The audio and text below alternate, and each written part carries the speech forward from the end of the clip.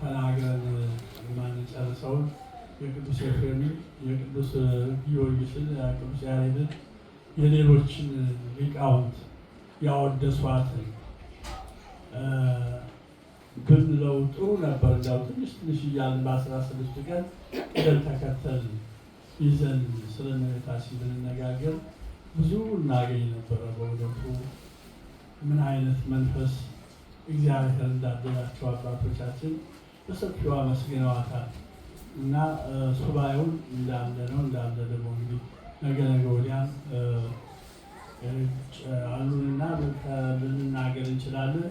አሁን ዛሬ ስለ ቅዱስ ሚካኤል ነው። ዛሬ ቅዱስ ሚካኤል መልአከ ሳህል፣ መልአከ ኃይል፣ መልአከ ረድኤት፣ መልአከ ሰላም በሁሉ ነገር የሚላክና ታላቅ መልአክ ነው። እሱ እንግዲህ ዛሬ አንድ ሰው ረድቷል፣ ዓለምን ረድቷል ብለን ብንጠቅሰው ይሻላል። ዛሬ ቆስጠንጢኖስን የረዳበት ቀን ነው። ቆስጠንጢኖስ ማለት በሙሉ እስከ እሱ ዘመን ድረስ ቤተክርስቲያኖች ሁሉ ተዘግተው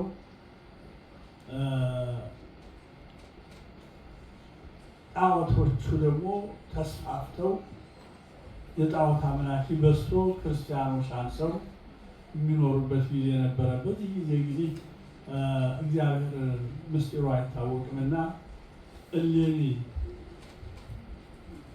የተባለች ንግስት አልነበረችም። መጀመሪያ ቆስጠንጢኖስ ስትወልድ ነው ንግስት የሆነችው። እሌኒ ያን ተርቢኖስ የሚባል ነጋዴ ሚስት ናት። ታማኝ አማኝ፣ ለሌላው ታማኝ ሰው ሴት ናት። እግዚአብሔርን የምታምን እጅግ ትልቅ ሴት ናት። ግን እግዚአብሔር ባሏ ለንግድ ብዙ ዘመን በባህር ነው የሚነገደው፣ በመርከብ ነው የሚነገደው። የትም አይት ሂዶ ሲመጣ 1 ዓመት ያህል ቆይቶ ነው የሚደርሱ ይላል በታሪካቸው። በዚያ መካከል ልትፈተን ፈተና አዘጋጀላት ሰይጣን እና ተፈተነች። እንዲያው ስንቱ የማይገባ ውስጥ የገባው ሳላስበው ረዥም ነው ታሪኩ ይሄ እና ያን ፈተና አመለጠችው። በምንም ታምር አልወደቀችም ለሰይጣን። ሰይጣንን ድል አደረገች። ታሪኩ ባጭሩ ባሏና ጓደኛው ተወዳድረው እሷን ለማሳት ነው ጓደኛው። ባልየው ደግሞ አትሳሳት የኔ ሚስት አውቃታለሁ ባይ ነው። ግን ያኛው ሄዶ በስንት መላ ፈጥሮ አሳትቶ ከሰራተኞች ጋር ተነጋግሮ ምልክት ይዞ ከቤት ወደ ንግዱ መደብር ላይ ይዞ ሄደና ይኸው ፈጽም የመጣው ያሰብኩትን አለው አብለህ አለ ይኸውልህ አለው። ያ ደግሞ የወሰደውን ምልክት እውነቱን ነው ቢሆን ነው እንጂ እንዲህማ ባይሆን መቼ ይህን ያገኘው ነበረ ብሎ ተታሎ የተወራረዱት በወረታቸው ነው። ወረቱን ለቆ ወደ ቤቱ እያዘነ እየተከዘ ገባ። ሌሎቹ በደስታ ገቡ። ወንድም የምነው ተደስት፣ ሁልጊዜ እንኳንስ ይህን ያህል ጊዜ ቆይተህ ስትመለስ እንዲያው ገባ ብለህ ወጣ ብለህ ስትመለስ እንኳን እንዲሁ ልጫወት እንቀላለድ ነበረ። ምን ሆነሃል? ጓደኞች እኮ በተድላ በደስታ ላይ ናቸው፣ ቤተሰቦቻቸው ጋር እየተጨዋወቱ ነው ያሉ አለችው። አዎ እነሱ በደስታ ቢገቡ ቢደሰቱ ከወረታቸው ከሁለመናቸው ከንብረታቸው ተመልሰው ነው። እኔ ግን ሀብቴን ንብረቴን የደከምኩበትን ማይበሩ ጦብኝ ቀርቶ እንዴት ብዬ ነው የምደሰተው ይላታል። ምን አለ ታዲያ እግዚአብሔር ዋበው እግዚአብሔር ነሳ። እግዚአብሔር ይህን ያየኸውን ቢነሳህን ያላየው ሀብት ይሰጥሃል።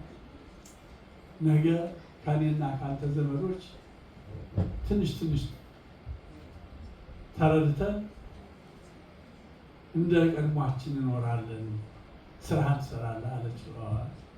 እኔስ በከበርኩበት ሀገር ለምኜ አልኖርም፣ አንቺ ግን ሁሉ ይወድሻል፣ እንደፈለገሽ ኑሪበት እዚህ ሀገር። በነገር ነካት። ሁሉ ይወድሻል አላት። ኧረ ተው አለችው። አይሆንም ብሎ ጥሏት ወጥቶ ሲሄድ አልቀርም። ሰው እግዚአብሔር ያስተጻመረውን አንድ ያደረገው ሰው አይለየውም። ያ ሰው ነው መጥቶ ሊለየው የሞከረው አይደለም። ሰው አይለየውም እና እኔስ አንተ ጋራ እሄዳለሁ፣ አንተን የበላ ይብላኝ ብላ እንደው ጨርቋን አንጠልጥላ ተከትላው ሄደች። ሄደ። ጥሩ ነው ከፈለግሽ ደህና ብሎ ይዟት ብሎ ባህር ሲደርሱ በባህሩ ላይ ካልተሳፈሩት መርከብ ላይ አውጥቶ ባህር ላይ ጣላት።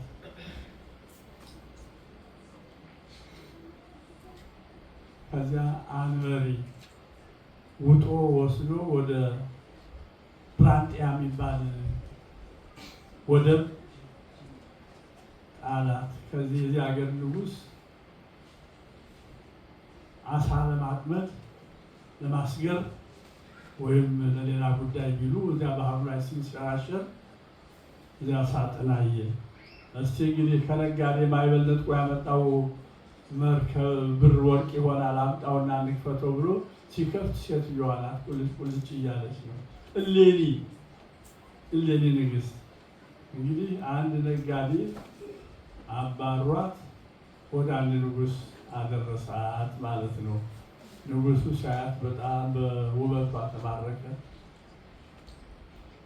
ተቀብሎ ወስዶ በቤቱ እንደ ንግሥት አድርጎ አንድ 6 ወር ያህል በንግሥትነት በምንም አይነት ካጠገቧ ሳይደርስ ዝም ብሎ አክብሮ አስቀመጣት። ኋላ ግን ያው ሰውም መካሩ ምኑም ብሎ በእንግዲህ አግባት ተባለ። አገባት። ቆስጠንጢኖስን ወለደ። ነገሰች። አሁን ንግሥት ሆነች። እሌኒ ንግሥት አሰሰት ነው እና እሷ ናት እንግዲህ ከዚያ ወጣ። ክርስቲያን ስለነበረች ያገባት ደግሞ ክርስቲያን አይደለም። ቆስጠንጢኖስ ሲወለድ እያስተማረች በቤቷ በራሷ ስለ ክርስቶስ፣ ስለ መስቀሉ፣ ስለ ማዳኑ፣ ስለ ትንሣኤው፣ ስለ ሁሉ ነገር እየነገረችው ከጥምቀት በስተቀር ሌላውን ሁሉ ክርስቲያን አደረገችው። በሌላው ነገር ሁሉ ግን ማጥመቅ ካላባቱ ፈቃድ የማይሆን ስለሆነ ዝም ብላ አሳደገችው። ይሄ እንግዲህ የልጅ አደገ። እሷም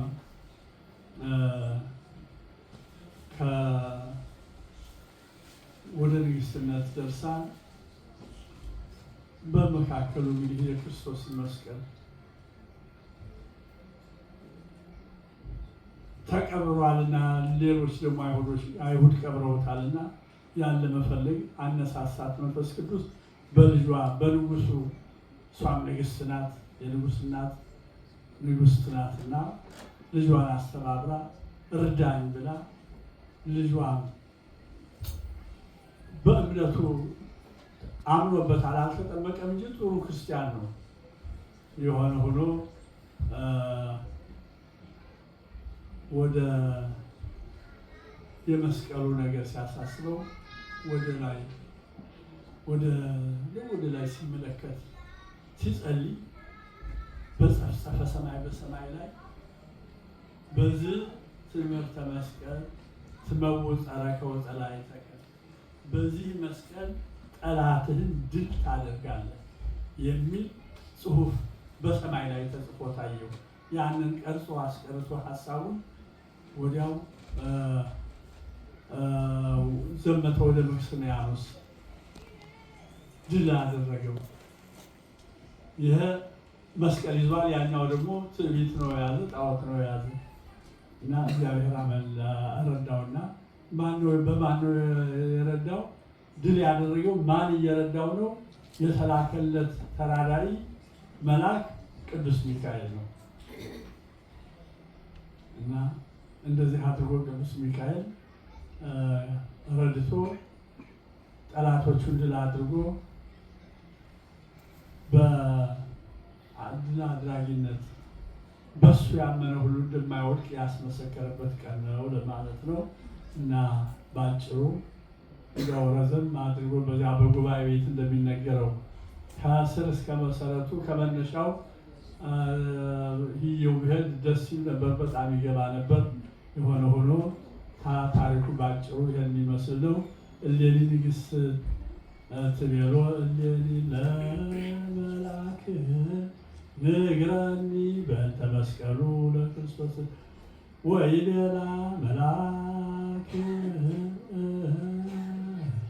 እጹብ ነገሩ በእንተ መስቀሉ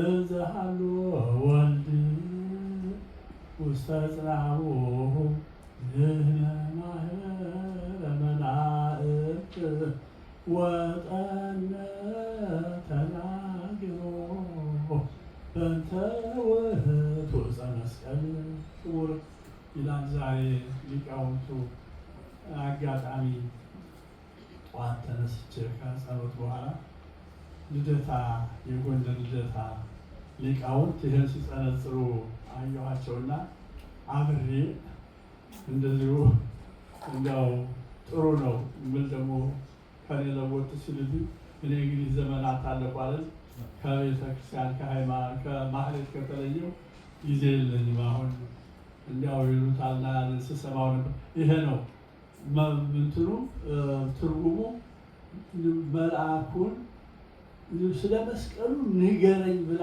ጠየቀችው ነው የሚል። እሱ ደግሞ መለሰላት። የመስቀሉ ነገር እጹብ ድንቅ ነው፣ እጹብ ድንቅ ነው።